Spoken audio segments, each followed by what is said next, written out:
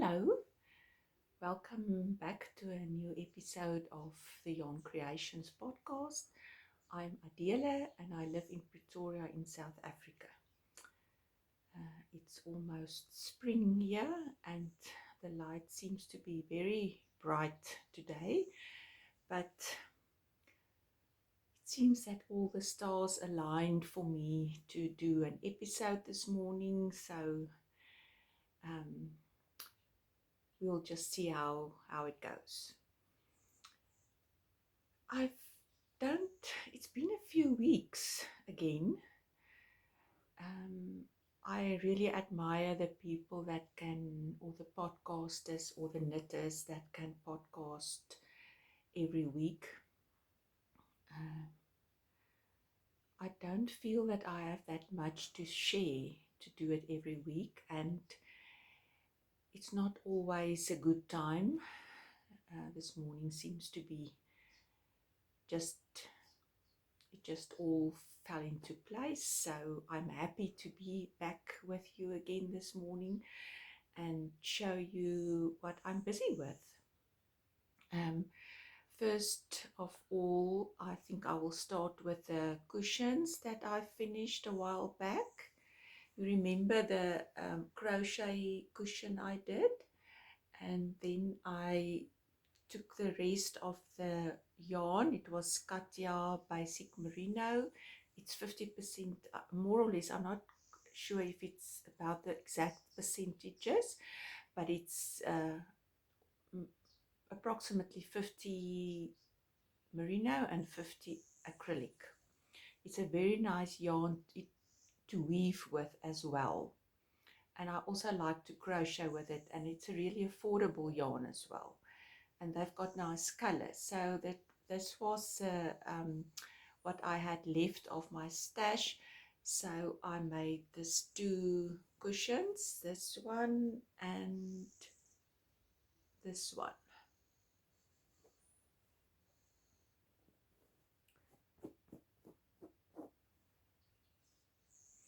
So it's a 45 by 45 size cushion inner, and I warped.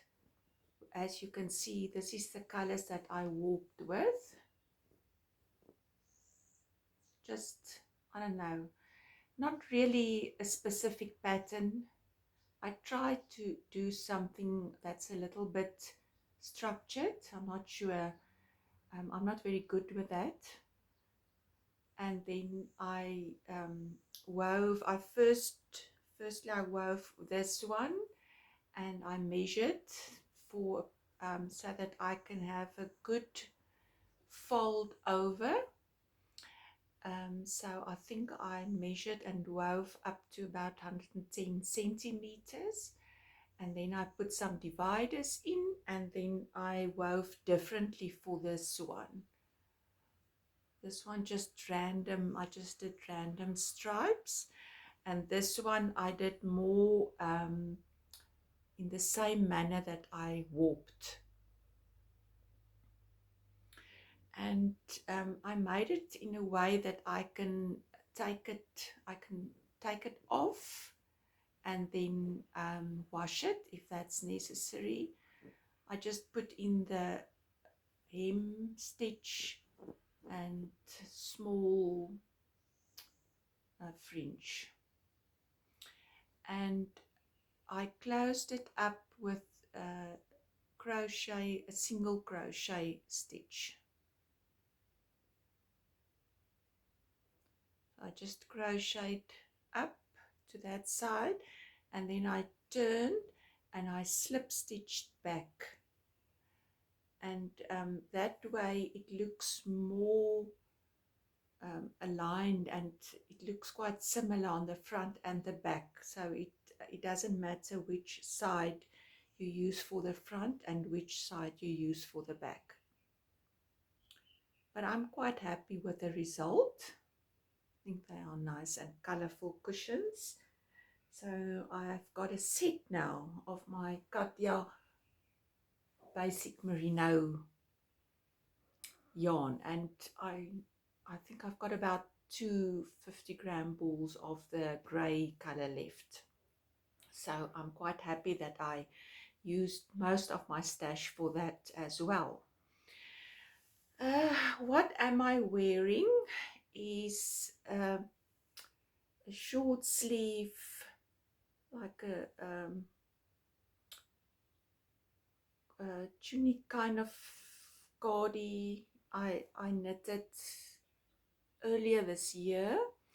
I used Colors of Amalfi Silky Dreams. That was also a John Arbon base of wool and silk that Mariki from Colors of Amalfi imported, and it was hand dyed by local dyers. But I don't think she's got any more left of it, so I was very happy that I bought quite a few skeins, and I can certainly knit one or two sweaters with what I've got. I couldn't find, as usual, I couldn't find a pattern that aligned with the picture that I had in my head.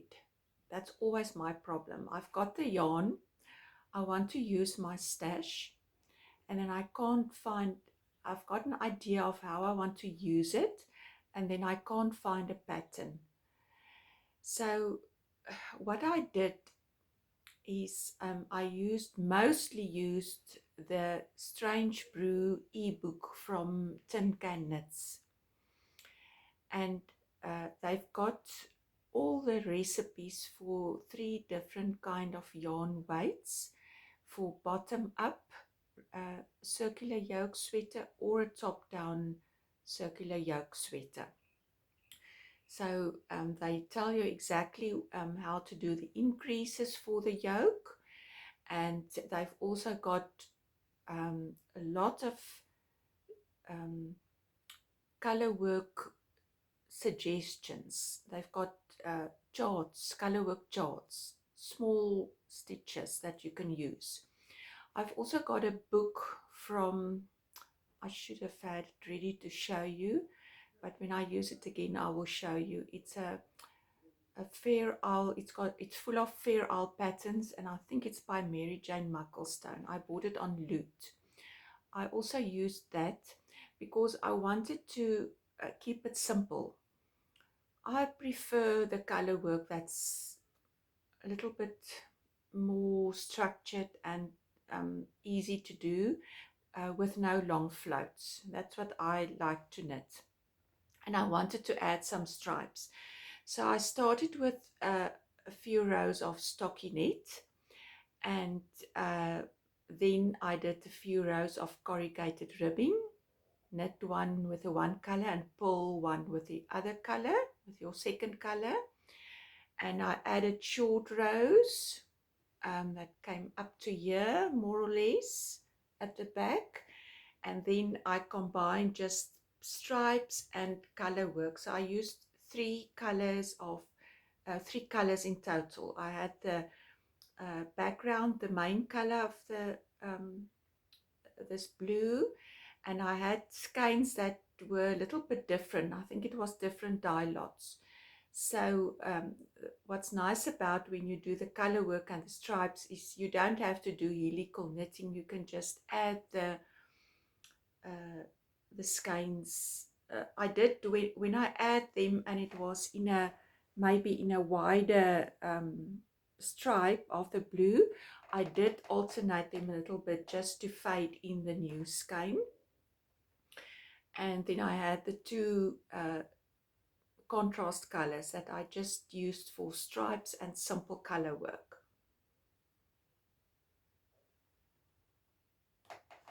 And it's I like the length very much, and I did the usual split hem, so it's a little bit longer at the back. I just struggled to find t-shirts to wear underneath that that's got with the right color and with the right neckline, because if if I wear a t-shirt that doesn't show here, it looks, I don't know, it just looks funny. So I will just have to search. Well, I won't find any now because I think our shops are already full of summer clothes. But every year that's actually all I buy, because that's all that I can find that fits me is long sleeve t-shirts. I don't buy any other clothes. So that's why I decided to just knit my own sweaters, because I struggle to find anything to wear. So this is I really I enjoyed the process very much. I'm not quite sure about the fit here.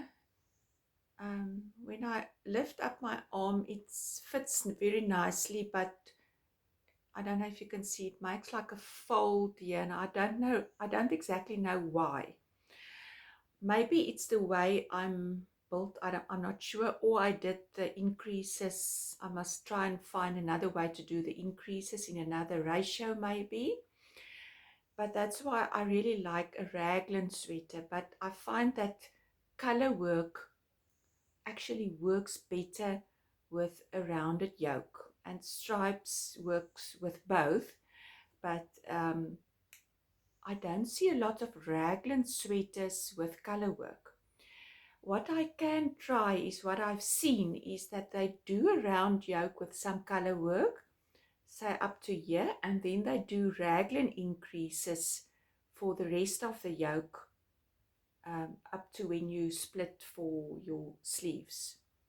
So I might try something like that. I sometimes, when I find a pattern that I like, that's maybe the designer has a discount code on it, I sometimes like to buy a pattern that I know I will probably never knit the entire pattern, but there might be some design elements that I like. So I've got a lot of sweater patterns, and I find it that I like sometimes to combine patterns to find um, the exact fit and idea that I want to have in a sweater. So I've seen some designs. I don't think I have one, but I will look out for that and then maybe try that for next time. But I like to actually put in my own design elements into a sweater. I think it makes it my own, and I like that very much. What else? Oh, my socks, my shorty socks that I was busy with last, that I showed you. I've finished them. I still use my Queso Naughty Habit sock blockers. I like them very much. They work very well. This is the sock. The yarn is by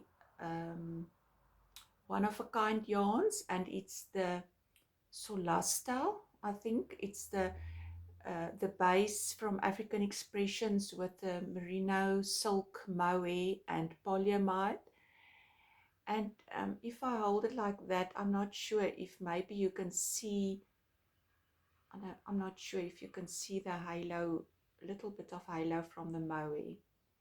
It's 400 meters on 100 gram, and I use a 2.25 millimeter magic loop Chiago needles. I showed them to you, or I told them about the ones that I used last time that I find the easiest to work with.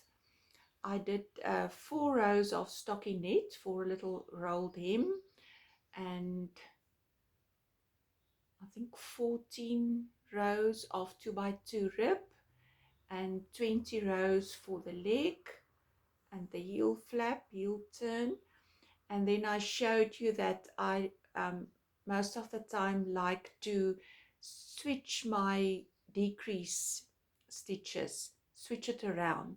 So where you would usually do the knit two together, I do this SSK, and when you will usually do the SSK, I do the knit two together. And that, I like the effect. The decrease line is not that prominent and structured. It's more flat.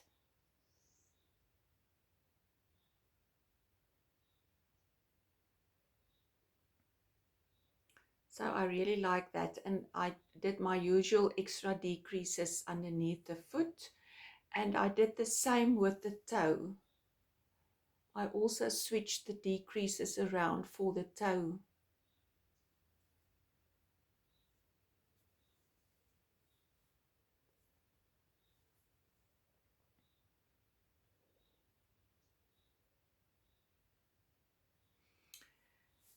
And yeah,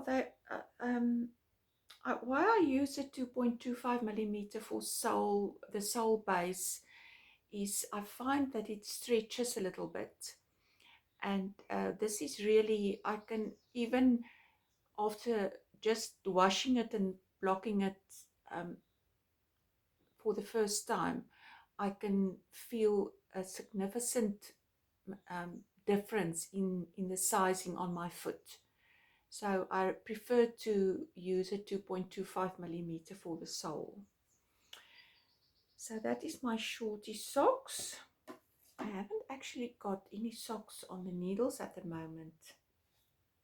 I should do something about that.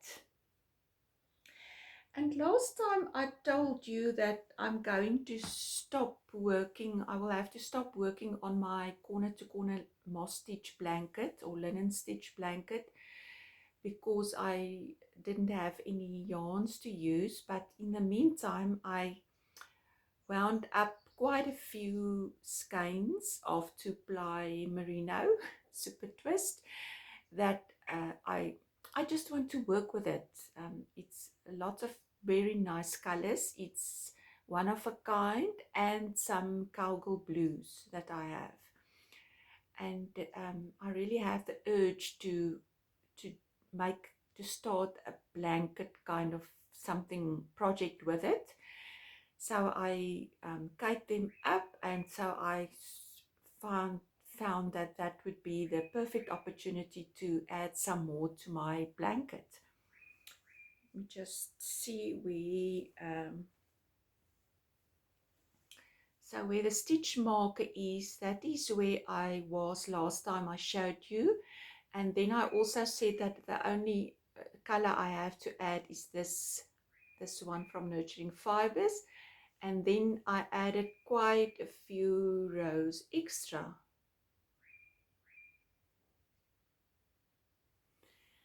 I've still got a way to go.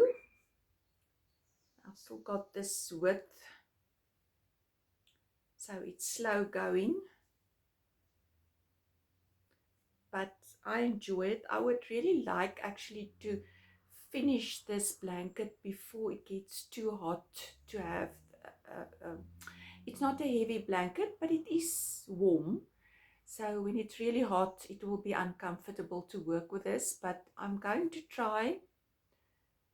There will always be cooler days that I can work on it, but I'm busy with the decreasing as I showed you last time. But yeah, at the moment I'm using this beautiful green, tonal green turquoise color from One of a Kind yarns, and I'm just started to add that to the blanket. So I can now move my stitch marker up to where I showed you, and I've got this beautiful place markers that was a gift from a friend. She and her daughter make them, and it shows if ever I maybe take the crochet hook out of the project, this will show me that I'm using a 3.5 millimeter crochet hook. So I will always keep that on the project because it has happened to me before. And while I was playing with this yarn, I also made the mistake. I made the chains with the 3.5 and I went down to the 3.25, and a day or two later when I picked up the project again, I took the 3.5 millimeter crochet hook and realized that only a few rows on. But in any way, I think that is I'm not going to continue with that idea I had. I'm trying something else, but I won't show you that until I'm sure what I want to do with these yarns. So that is the corner to corner moss stitch blanket, or you can also, I'm using the recipe or the tutorial by the Cookie Snob, but there's quite a few tutorials for, you can just look for corner to corner linen stitch or corner to corner moss stitch. That's a really nice crochet stitch. I really like that, and it works well for variegated yarns. And this is something that I forgot about that I finished, is the Marley Bird Christmas in July stocking, Christmas stocking. She had a 3-day, I don't know if you can call it a knit along or a make along. So the pattern was released over 3 days on her blog. You can still search for it. I'm sure it's still there, but it's on her blog. There's no, if you want to buy, you can buy a PDF, then it's a bundle with the crochet version and a few other patterns, but you can find the free pattern on her blog. If you Google Christmas in July, Marley Bird Christmas in July, I'm sure you will easily find it. So it's on the blog, and it's written out it's over in 3 different sections, the pattern. So here's my version.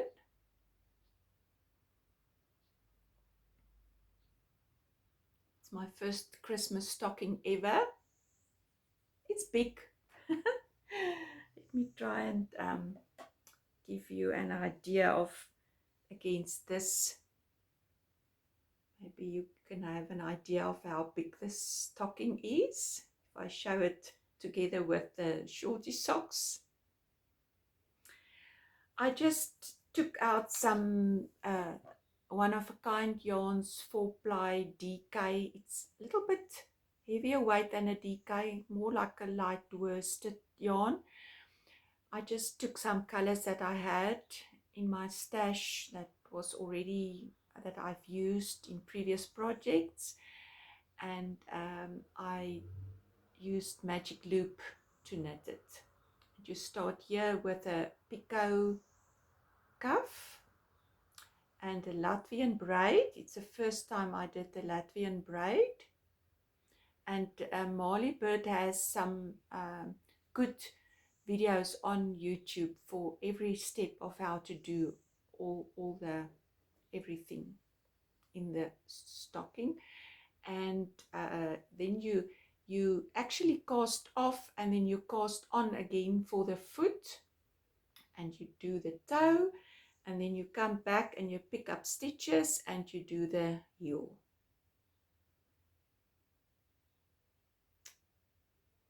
And I just found it a little bit difficult because for this part of the pattern you have to decrease quite a few stitches for the colorwork pattern to fit into the amount of stitches, and then you have to go up a needle size. And I found that going up a needle size, I didn't enjoy doing the colorwork with a bigger needle, because my colorwork, I struggle to get my colorwork neat with the bigger needle. But here you increase again, and then you can go down to the smaller needle and do the rest. So that is my first Christmas stocking ever. I've got 1 or 2 other patterns. I think Marley Bird does this every year. So if you go back, you will find that she had a pattern. I know definitely she had one last year as well. I think it's from YarnCreations. can maybe find it on their website as well. I'm not quite sure, but that's also a pretty one. And then I've got a pattern from Anna and Carlos as well that I want to knit. We'll just have to see. Maybe I will do another one. I'm not really very good with, it's slow knitting for me to do color work with magic loop in a small circumference. But if I do a little bit every day, then it's fine. And then the next big project I'm still busy with is my stripes. It has grown quite a lot.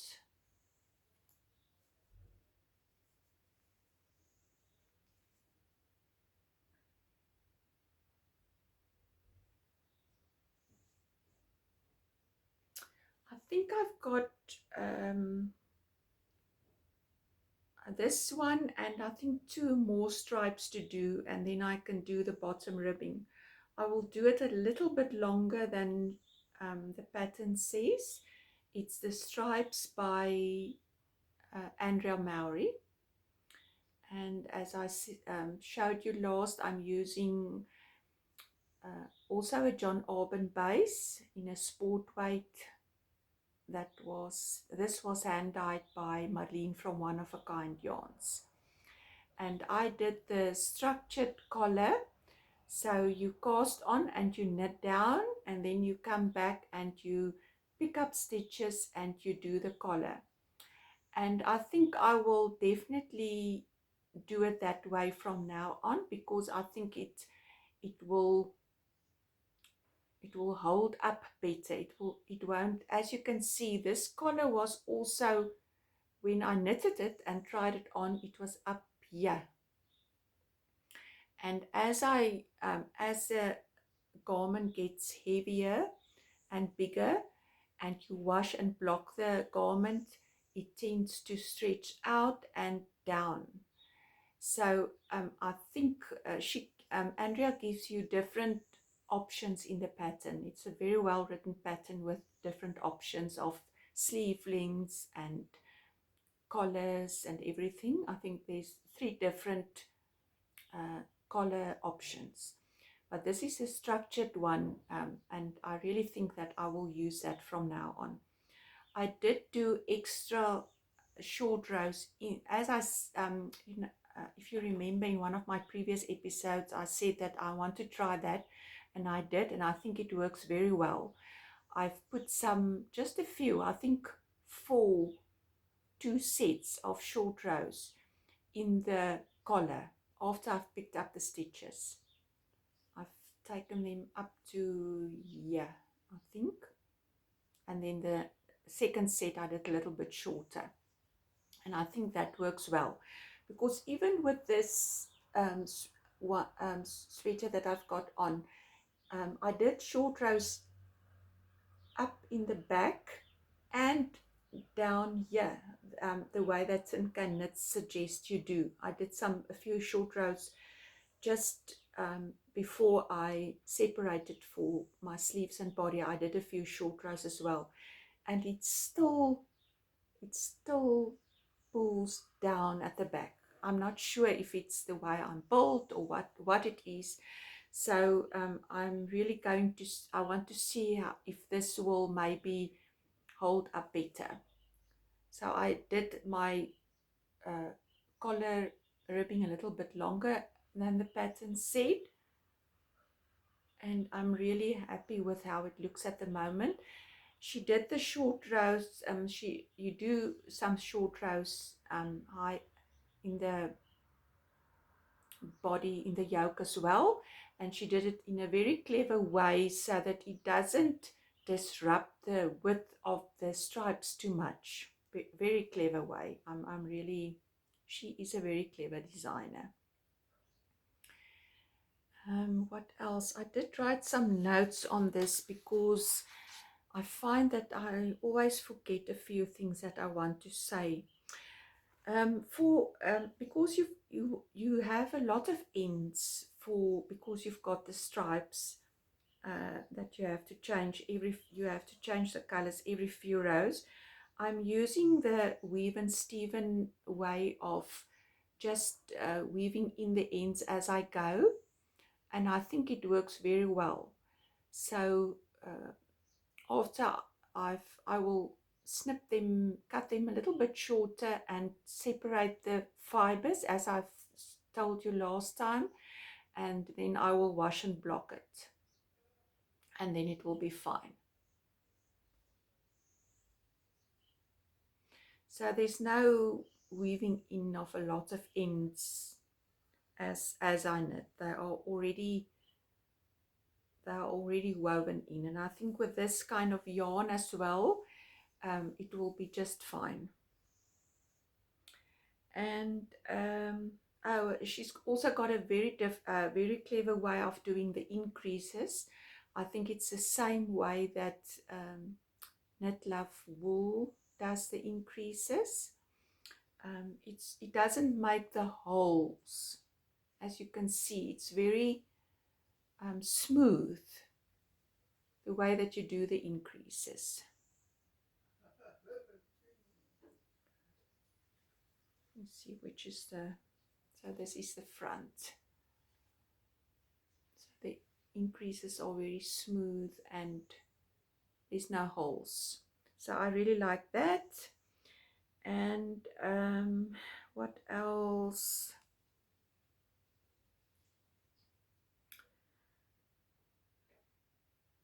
I think I've said everything I want to say about the sweater. I'm not that pushed to finish this because I won't have an opportunity to wear it because it's already getting warmer here. Spring is really, I can feel the spring. Spring is here almost, so I'm not that pressured to finish it, but I will do it as I go with all my other projects, because the sleeves will take a while with my long arms. And as I've shown you the cord I'm using to keep my stitches for my sleeves, it's like a plastic cord that you buy in big packets of 200 or 250, that the girls, they make bracelets, they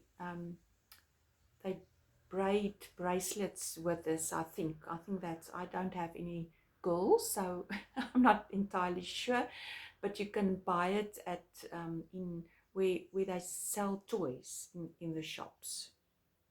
I find that keeps the stitches well into place on the sleeves. So that is the stripes.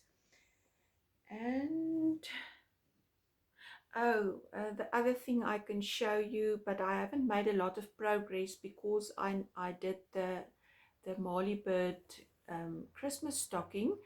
I didn't make a lot of progress on my tube scarf, but I think I was just starting this star color work when I showed you last time, and I finished that, and now I'm starting with this beautiful pattern that's quite a long piece that I'm starting up now.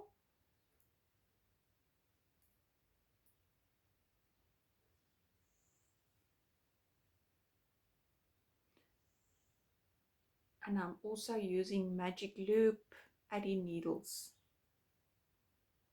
I find it does the color work quite well. But this is a slow knit. I'm not worried about that one. And yes, I've started one or two projects that I frogged or ended. I'm struggling to find the right project for a specific yarn. So and that takes a long time, sometimes day or two, three, knitting on a project, and then decide that I don't like it, or it's not working, or whatever. But I don't mind. It's part of the process, and it's just how it is. And sometimes you have to go through that process of different options and trying different patterns before you find the perfect pattern for that specific yarn. Something that I've wanted to try, and that I want to knit with for a long time now, is yarn that has that I have in my stash for quite a while, and I've never found quite the right project for it. I've got these one-of-a-kind yarn singles. That was an entire shawl that I frogged. I knitted the shawl, and I think about a year later, I frogged the entire shawl. I knew that I will never wear it, and it's not, I'm not sure. I was not happy with how it looked.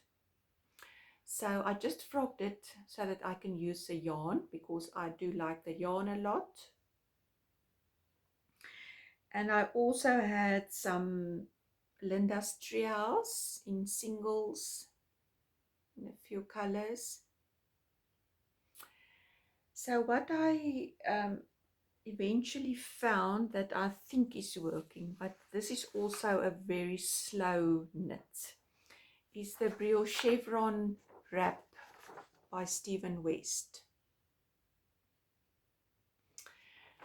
But I'm definitely not going to make it that big.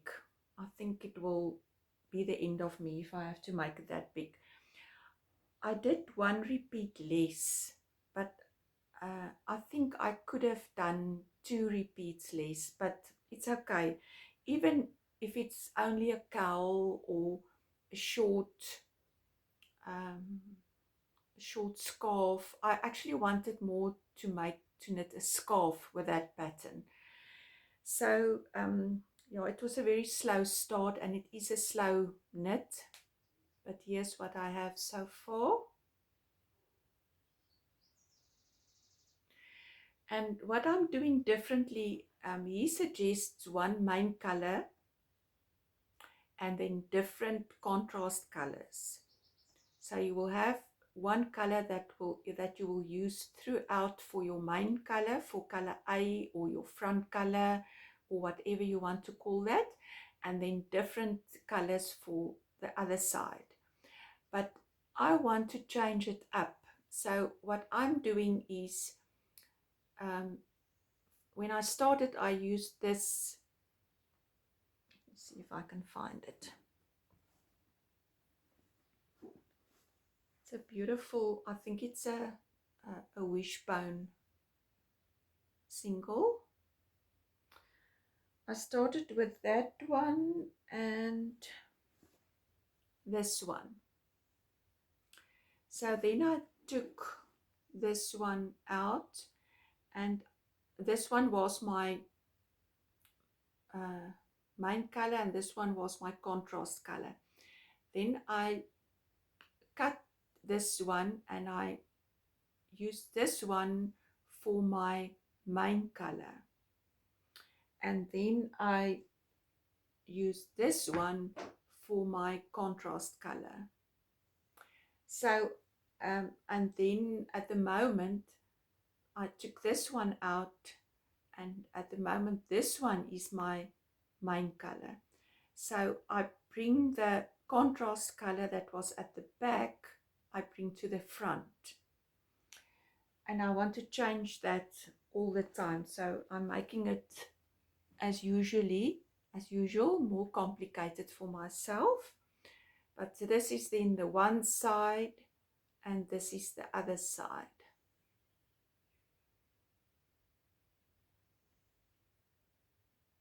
So this gray is now on this side, and then I started with another one of the one-of-a-kind yarns for the contrast color, and then at some point I will cut this gray color, and this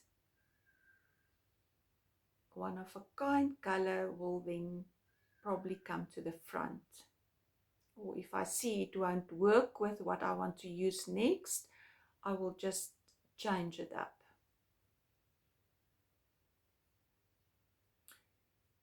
It's the first time I did a I-cord cast on. It took me a while to pick up all the stitches from the I-cord. But this is a slow knit and I have to concentrate. There's one of the 4 rows that you have to really concentrate where you do your increases and decreases. And I do make some mistakes. So what I decided to do is to put in a lifeline. I just put it through the hole in my, you've got a row 1 A and B and a row 2 A and B. So when I do row 2B, I put the lifeline through this little hole in the needle. It's a very thin acrylic crochet thread. And then as I knit the last row, it goes through the knitting. But what happens then is that it also goes through your stitch markers. But that's fine. Then when I do the next round or the next row, I just put in new stitch markers. And then when I want to take out my lifeline, and maybe I've knitted say 3 or 4 repeats, and I want to put in a new lifeline, I will just take this one out, and then my stitch markers will also come out. And then I can use them again for that row where I'm going, after I've put in the lifeline that unfortunately goes through the stitch markers as well. This is the cute hard stitch markers from Tulip.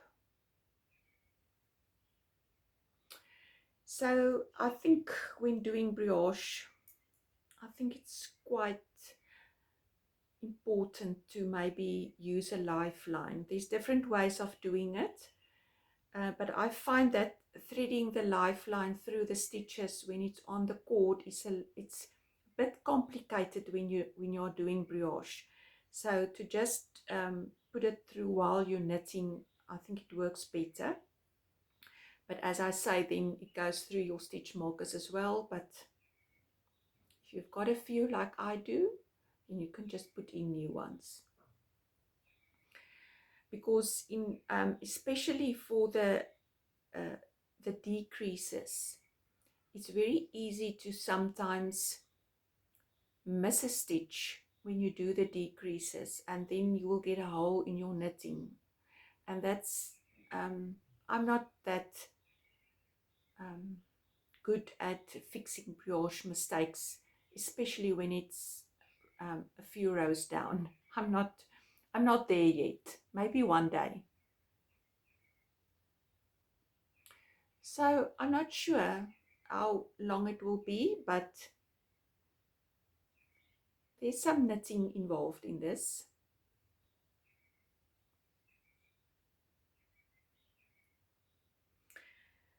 And okay, I'm using my Chiagu bamboo needles for this, but I'm using 3.25 for when I knit brioche with singles, because that's the only way that I can get the knitting neat enough and even enough. But I do like the points are quite sharp, and I like it. That works well when you are doing the increases and the decreases in brioche. But I find that it splits, because I'm using singles, it tends to split the singles a little bit. So I might try and find the steel Chiagus in the 3.25 to go on the Chiagu cable and see if that maybe works better. So I think that is what I have to show you today. And it's I think it's been a good length of an episode, not as long as the previous one, but I really enjoyed chatting to you, and I enjoy communicating with everyone, and I like your feedback as well. I know it's not the best professional podcast out there, and there's a lot of very beautiful podcasts to watch. So I really appreciate the fact that you want to watch me and sit and visit with me and see what I'm working on. And I hope to be back in, definitely not every week, but I think every 2-3 weeks is maybe just a good period for me to make some progress, because it's a lot of times it's 3 steps to the front and 4 steps back. So when I make an episode every 2-3 weeks, I know that I will have something at least to show you. Thank you so much for watching, and I hope to see you soon. Bye-bye.